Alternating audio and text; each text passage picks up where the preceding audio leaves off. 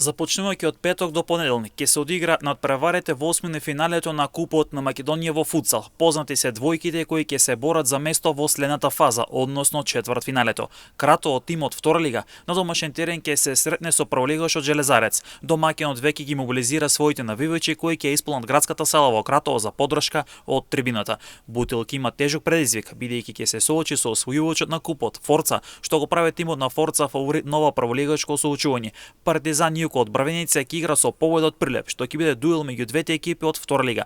Прволигашот Црна река од Кавадарце ќе патува во Штип, каде ќе се сретне со Мал Аекс, есенскиот шампион во втората лига, и ќе биде фаворит на ова соочување. Коробе ќе се соочи со прволигашот Шкупи на домашен терен, додека во прволигашки дуел ќе се сретнат тимовите на Јувентус, Серава и Клими. Во Крива Паланка Осогово ќе игра дерби против Проект, што би можел да биде и најнизвестниот надпрев во осмини финалето, со оглед на силата и квалитетот на двата тима. Балкан тим со амбиции за влез во прва лига ќе се соочи со прволигашот Кеги Моби од Велес во надпрев кој ветува интересен